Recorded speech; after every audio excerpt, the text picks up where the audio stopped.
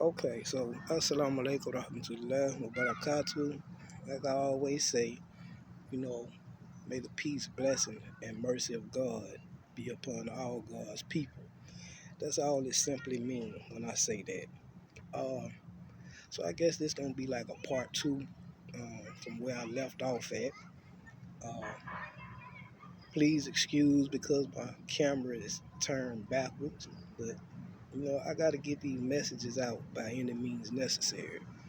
So just bear with me. Inshallah, God willing, in the near future, I can work on getting some better ways of getting this done. God will bless me to be able to do that. But I left off uh, speaking about the what I discovered, in reading the book, uh, from the little bit of information that I did gain on, the Navajo language. Uh, and the whole concept of we, and how, you know basically that whole concept of we is something that definitely needs to be applied, to the present world that we live in. And because, you know uh, that language developed, in, what we consider to be the native land of America, or, the native land of uh, this part of the world. That the language of the people is connected to, their whole journey, and the spirit of their journey. Just the whole spirit of their experience in traveling, and just experiencing their journey here in this land. So, as people who occupy this land at this present moment, because we are here in this land, we are connected to, that experience, the experience of, the people who walked this land before us. So it's only natural that those who are energetically and spiritually conscious, that, it's only natural that we, and it's only logical that we should connect ourselves, to just the spirit of the people who walked before us. And part of the what they learned, you know, in their journey here, is the importance of the whole perception of looking at the individual self as being part of a collective whole, as a means of survival in this land. Every land that you travel to, anywhere that you go on this planet Earth, it's very important that we connect ourselves to the experiences of those who walked that land, before us. So like I'm saying, it's just, fate guided me to this particular book. And in that book, the one thing that caught my attention the most, like I'm saying, was that whole concept, the whole Navajo concept of we, rather than I and me. Looking at that selfish, egotistical self, and, rather, viewing the self as being a part of, the overall collective. I say that music reflects the culture, you know, of the time, the outlook, the temperament of the time. And when we look at, the modern music of today, which is mostly, well, I ain't gonna say mostly in hip hop, because it's reflected in all forms of music, that's being produced in this land. We see that a spirit of, like I said, that egotistical spirit of I and me has pretty much dominated, you know, the mood and the mode of thinking in today's society. And it is that thinking, that perception of the selfish, egotistical self that has the society as a whole, in the condition that we presently find ourselves in, which is a degenerative state or condition.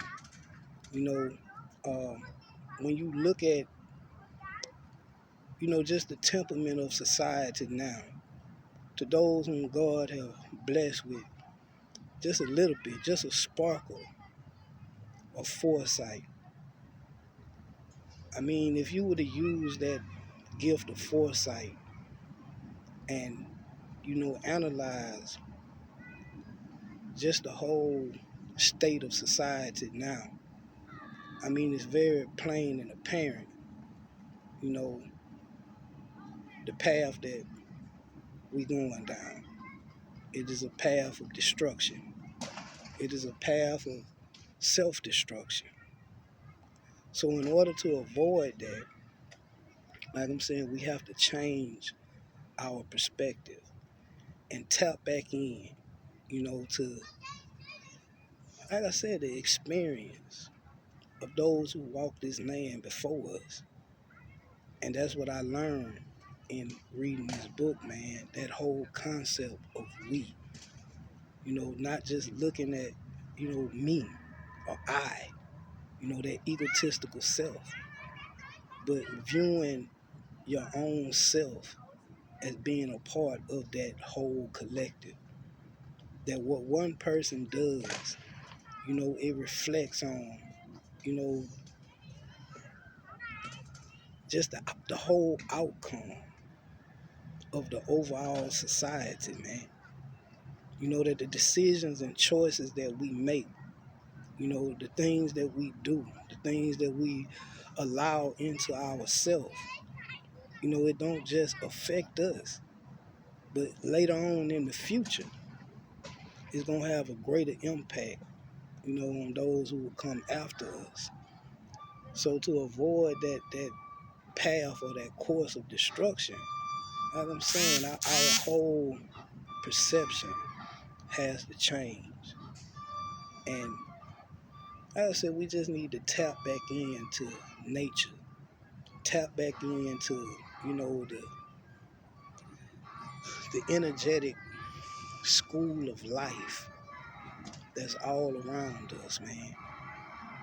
Listen to those quiet whispers of spirits that's trying to lead us and guide us, that's trying to pass that torch to us to continue on this journey and complete this mission that we call life, man.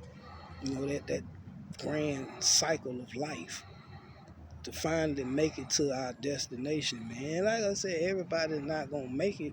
And the reason why is because everybody is not going to be willing to change.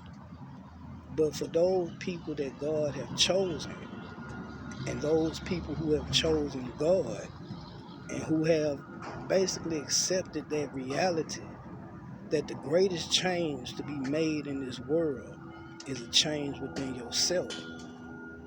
Like I'm saying, it's time to start looking at ourselves as being that little small particle of dust that's a part of the whole, just like a whole mountain. You look at that mountain, but that mountain is made up of a whole bunch of little bitty pieces of dirt,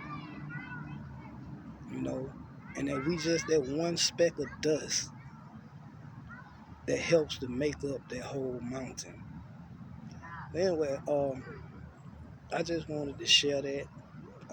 I guess I'll continue with another part because I'm only able to do 10 minutes at a time. But I just wanted to share that lesson, and I hope that I'm expressing it in the best way possible, so that somebody can hear it and understand it and take just that whole experience that I learned and just take it to the next level and manifest it into this world for the future. So now.